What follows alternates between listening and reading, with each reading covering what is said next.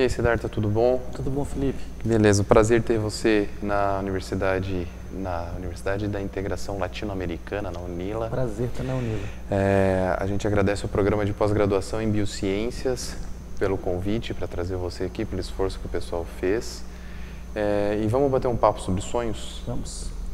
Eu tenho algumas perguntas que eu queria fazer para você, para a gente discutir. A primeira delas é assim, todo mundo que estuda um pouquinho de sono, fala sobre isso em um ambiente fora da academia, fica curioso para saber o que são os sonhos lúcidos. Você pode contar um pouquinho? Então, o sonho lúcido é aquele sonho que a pessoa percebe que está sonhando, a ponto de se tornar consciente de que aquilo tudo é sonho, mas não a ponto de acordar ou de despertar. Então, é um estado que exige um certo equilíbrio entre o alerta de estar sonhando, que é superior ao de estar sonhando sem consciência, mas ainda assim com uma certa contenção dessa emoção para não virar um despertar. Um estado intermediário entre estar consciente e estar dormindo, né? Então, é um estado entre o sono REM e a vigília. Estou consciente que estou sonhando. Exato. A gente pode. E que quando a pessoa faz essa passagem, torna-se possível controlar o sonho. Então, a pessoa que no sonho normal é um ator ou uma atriz com um script desconhecido, né, ela passa a se tornar um ator que regula o script, que passa a ser um ator-diretor do filme. Né? E isso pode chegar a um controle completo mesmo. A pessoa pode criar o cenário, ela pode fazer o que ela quiser naquele sonho se ela tiver o controle da técnica. Uma técnica antiga, no yoga tibetano, tem toda uma vertente que é para o controle dos sonhos, o Milam, né?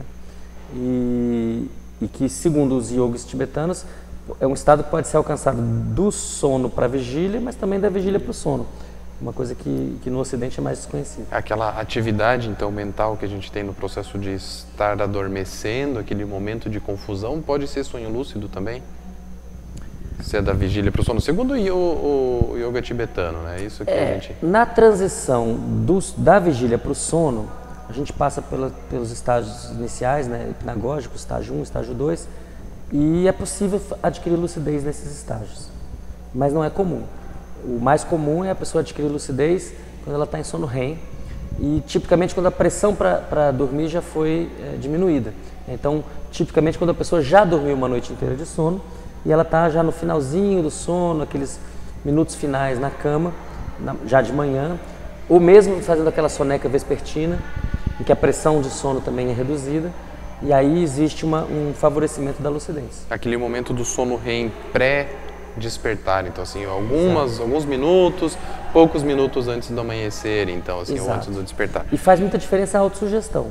Né? Uma pessoa, é importante para adquirir a capacidade de sonho lúcido, é uma capacidade que pode ser aprendida, é importante que a pessoa crie um permanente estado de dúvida sobre o seu próprio estado.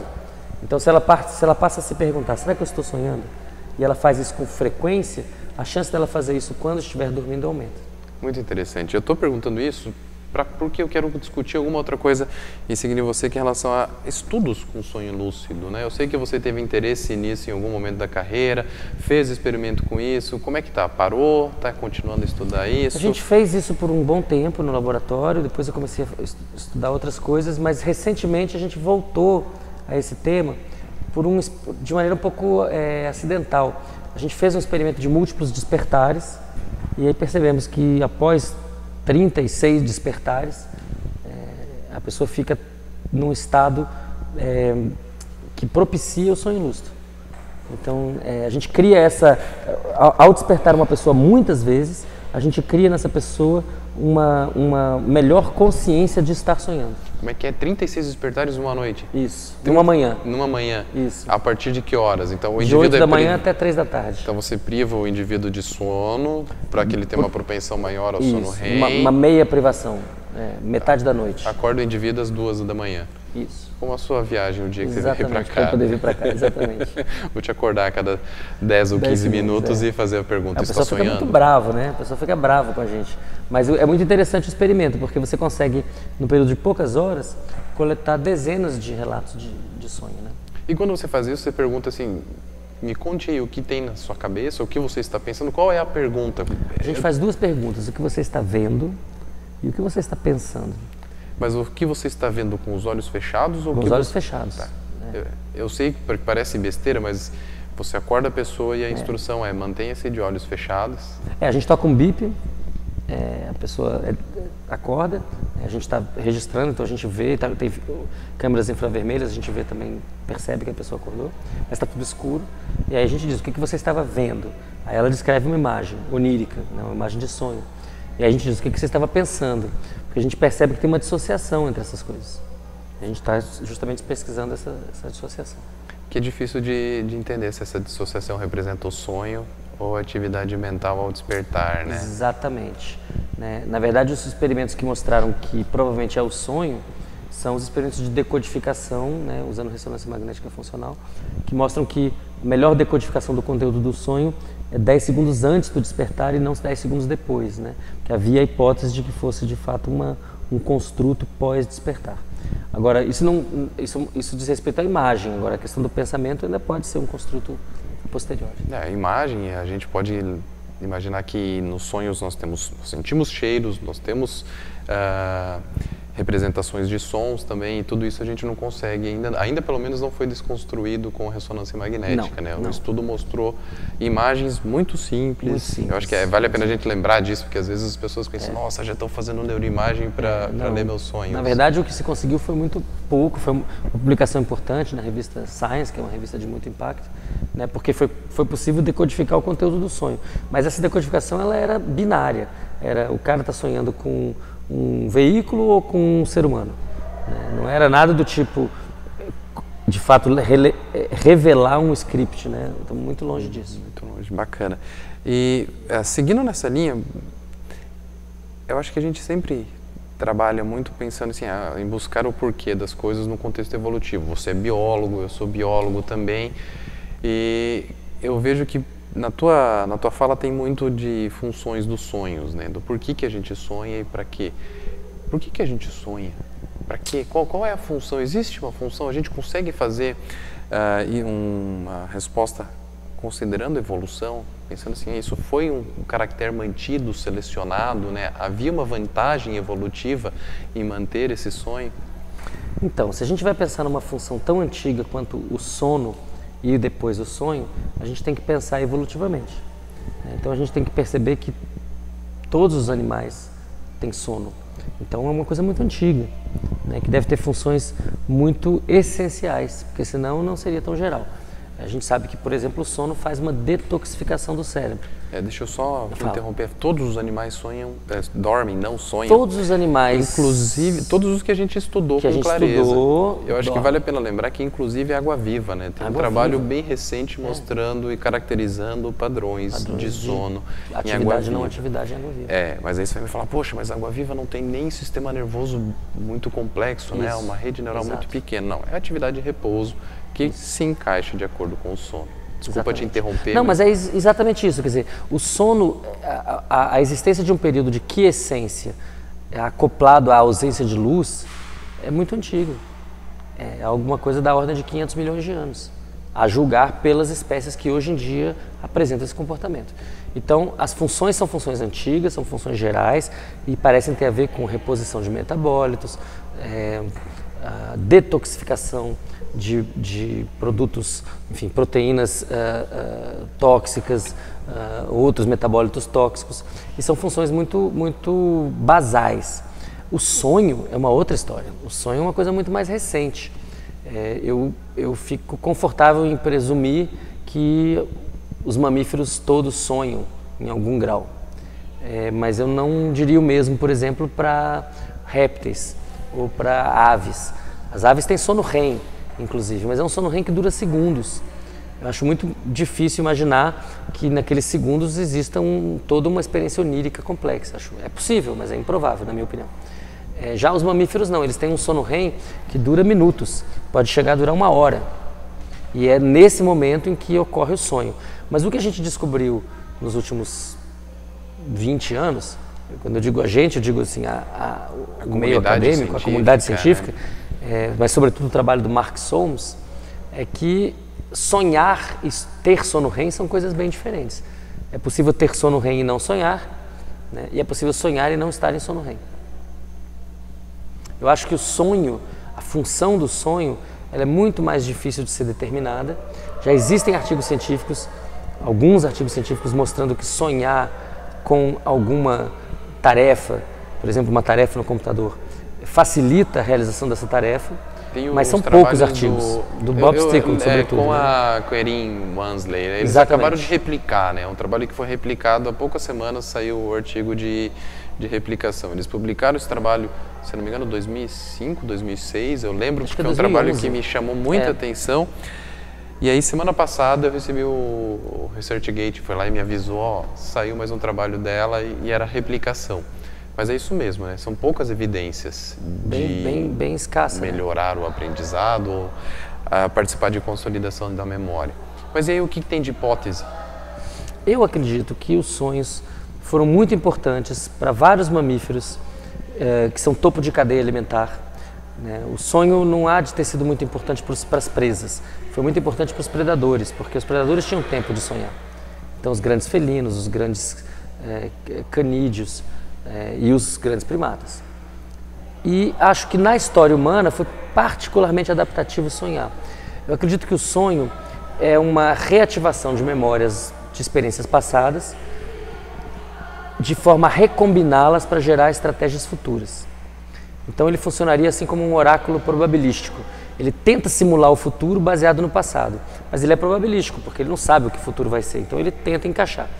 Quando você está um animal livre na natureza, tem que negociar todos os dias a vida e a morte, quer dizer, todos os dias o animal pode ser predado, todos os dias ele pode predar algum outro animal e ele pode encontrar parceiras para deixar descendentes férteis, ele está operando naquela chave que eu diria que é darwinista, né? Os imperativos darwinistas, matar, não morrer e procriar. E nesse ambiente em que tem muitas variáveis, mas que no final há uma redução da complexidade dessas variáveis a basicamente estímulos positivos e negativos, eu acho que foi nesse ambiente que o sonho se tornou muito adaptativo. E quando o ser humano evoluiu, a cultura humana e começou a ter, né, uma pré-história, depois ter uma história em que começa a narrar as próprias atividades, eu acho que os sonhos foram um ambiente perfeito para desenvolver a complexidade dessas estratégias. Como um ambiente de teste de hipóteses. De teste de hipóteses. A gente vê isso muito no registro pré-histórico, nos textos egípcios, nos textos gregos, na própria Bíblia, a importância dos sonhos, os sonhos, por exemplo, de José e o faraó. O que acontece?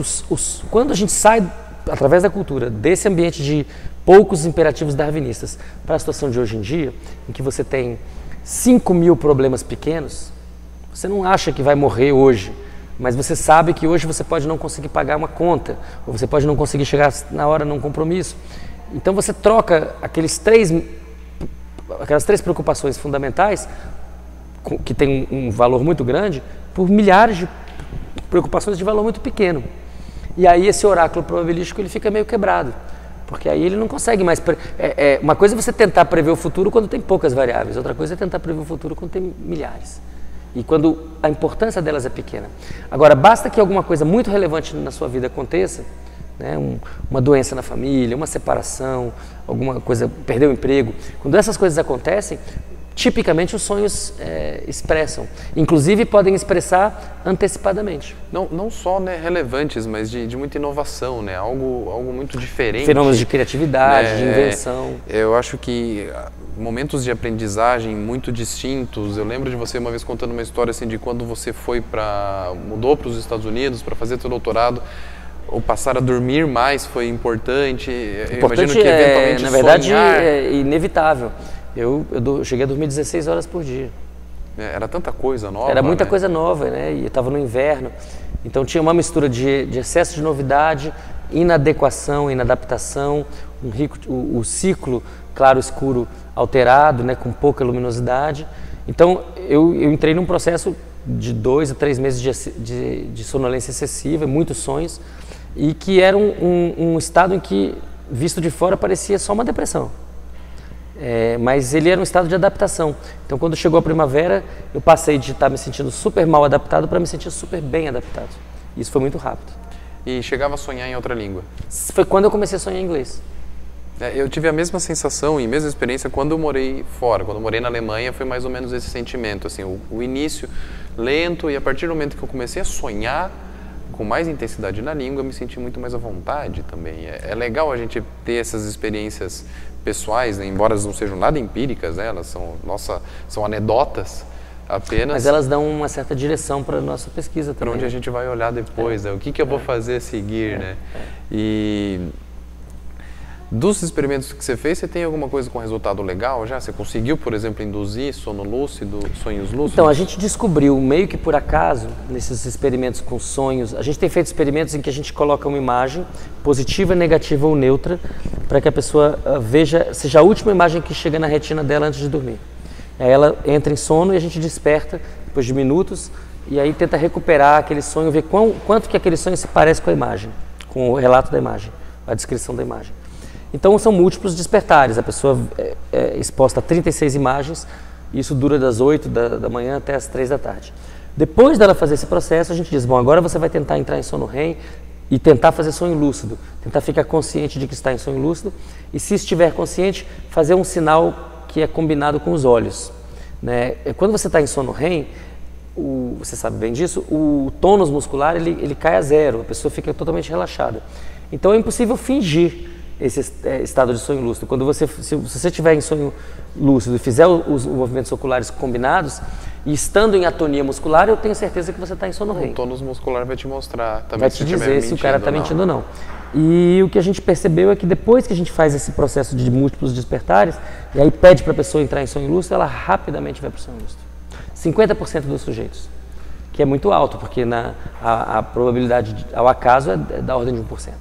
Fantástico, então a gente tem um experimento para fazer junto, né? Vamos usar o meu experimento de resolução de problemas e ver se o sonho lúcido, o sonhador lúcido pode aumentar a chance ou não. Já que a gente parte da hipótese que é o ambiente de um oráculo probabilístico, né? Eu gostei dessa expressão, é um local interessante para testar esse se você tipo poderia, naquele ambiente, resolver problemas. Tem um pesquisador que talvez você conheça, o Daniel Erlacher, lá de Heidelberg. E ele fez alguns experimentos nesse sentido, né? A pessoa entra em sonho lúcido, aí ela realiza uma tarefa, e aí quando ela acorda, ela está substancialmente melhor na realização daquela tarefa. Ela usa o sonho lúcido de ambiente de treino. De treino. De treino, não necessariamente de teste de hipóteses, né? É um pouco diferente. É um pouquinho diferente, isso, muito bacana. Por que você resolveu estudar sono? Por que eu resolvi estudar sono? Eu caí de paraquedas, a verdade é essa. Eu fui fazer o meu mestrado com o professor Fernando Lousada, porque eu queria estudar memória. E quando eu tentei estudar memória, eu não conseguia ajustar com a minha vida pessoal, com a vida acadêmica, com o custo de vida. E aí surgiu a possibilidade de trabalhar com o Fernando. E o Fernando ofereceu para mim, olha Felipe, você quer vir para cá, eu tenho esse projeto que você pode fazer. Naquela época era um projeto de avaliação do efeito de um programa de educação para o sono. Então, será que eu ensinar as pessoas sobre o sono faz com que elas se preocupem melhor com o próprio sono e passem a executar comportamentos de sono mais adequados? Mas a gente fez isso com adolescente, justamente pensando, os adolescentes têm tanto problema para dormir, esse ajuste dos horários escolares dos adolescentes é terrível, a gente está levantando adolescente às 5h30, 6 horas da manhã para ir para a escola, no ambiente onde está escuro. Então, o que a gente pode fazer? Naquela época, a gente não tinha a ideia ainda de que ia conseguir provocar as pessoas a mudar o horário escolar, então vamos tentar educar os adolescentes. Aí eu comecei a estudar sono e falei, poxa, isso é legal. Isso é muito legal, foi o momento que chamou a atenção para a minha área e definição de linha de pesquisa. Aí no doutorado eu segui o caminho natural de eu juntar minhas duas vontades, que era estudar memória. A princípio eu queria entender memória e atividade física, será que o esporte, né, promove um ambiente neuroquímico legal para o cérebro, para o encéfalo, para consolidar a memória, mas acabou que era mais interessante para mim olhar o sono e a memória, foi aí que eu fui parar. Eu não sei por que você foi estudar sono. Por causa da experiência que eu tive, que você mencionou. Eu fui fazer o doutorado em Nova York em janeiro de 1995. E eu cheguei no meio do inverno, achava que falava bem inglês, mas na primeira semana não conseguia entender nada, estava muito desadaptado. Achava que sabia bem a biologia, enfim, que tinha que saber naquele estágio, mas na verdade eu estava muito atrasado em relação ao que as pessoas estavam estudando lá. Eu tinha estudado por um livro, 2 edições anteriores ao livro-texto que se usava, por exemplo, de biologia molecular. Então, assim, eu passei os primeiros 2 meses, foram muito difíceis, porque eu não conseguia me comunicar e eu não conseguia expressar o que eu sabia e eu não conseguia expressar a linguagem. Aí eu ia para o laboratório e falava, bom, pelo menos eu vou trabalhar no laboratório bastante, porque isso eu sei fazer. E chegava lá e dormia. Dormia na sala, dormia no sofá. Até o momento que eu falei, bom, daqui a pouco eles vão me mandar de volta, né? Vou dormir em casa. Aí ia para casa dormia assim, dormia 16 horas seguidas. Né? E muita gente ficou preocupada, falou, poxa, ele está deprimido, ele não vai conseguir. E eu também fiquei preocupado. E aí o que aconteceu foi que rapidamente, quando chegou a primavera, eu passei de um estado de muita inadaptação para um estado de grande adaptação. Comecei a ir muito bem no laboratório, muito bem nas aulas, cheio de amigos. Comecei a entender muito, falar muito bem inglês, entender tudo que estava difícil ficou fácil. E aí eu me dei conta de que aquele sono não estava sabotando o meu aprendizado, ele estava, na verdade, me preparando.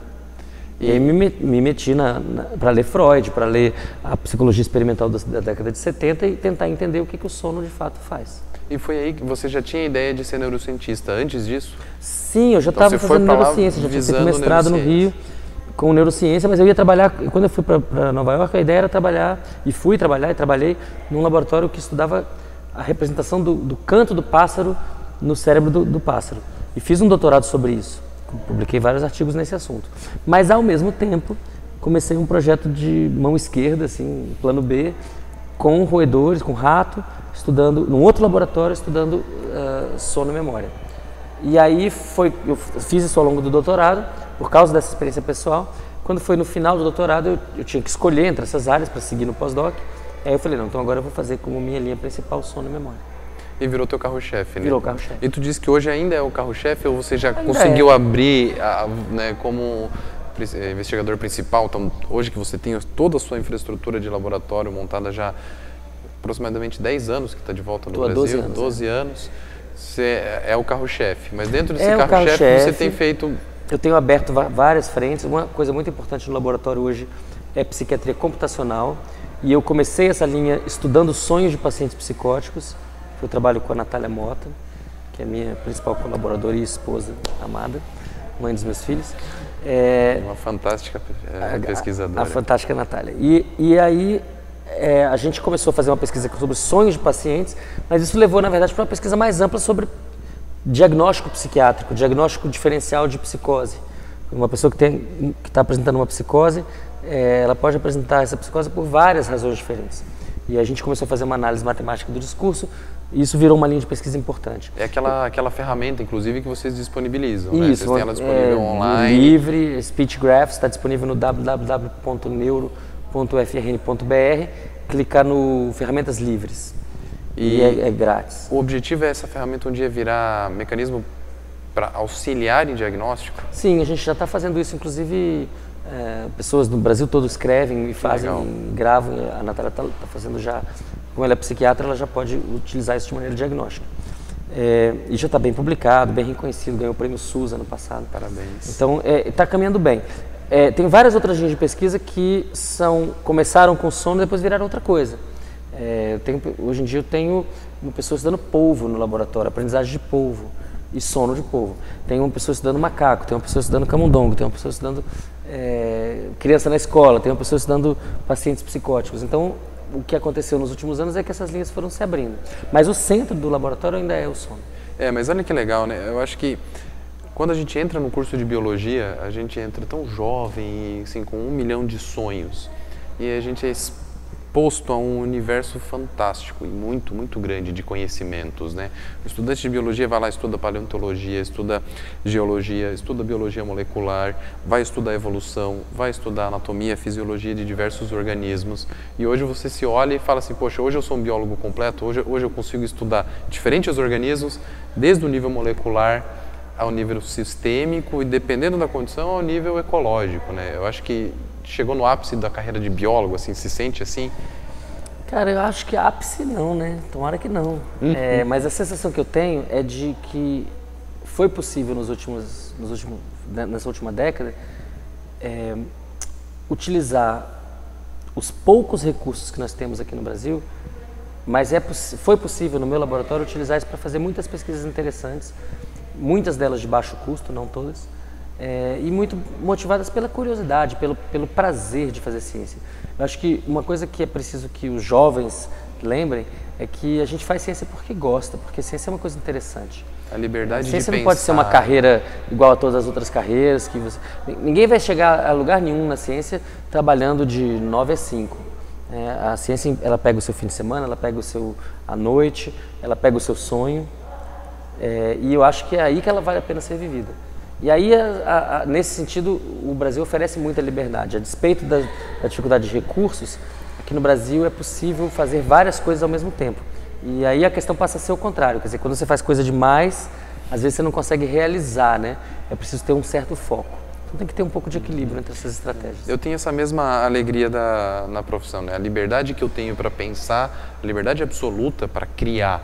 Eu tenho, por mais que eu não tenha todo o tempo que eu gostaria de ter, mas eu tenho liberdade para isso. Eu acho que essa liberdade é uma das maiores alegrias da nossa profissão. Com certeza. É o que mais vale a pena. É o que mais vale a pena. Siddhartha, muitíssimo obrigado. Eu me sinto Prazer. honrado em bater esse papo contigo. E vice-versa, meu irmão. Foi um momento bem legal para mim. Agradeço muito, viu? Massa. Obrigado. Valeu. Obrigadão. Muito bom.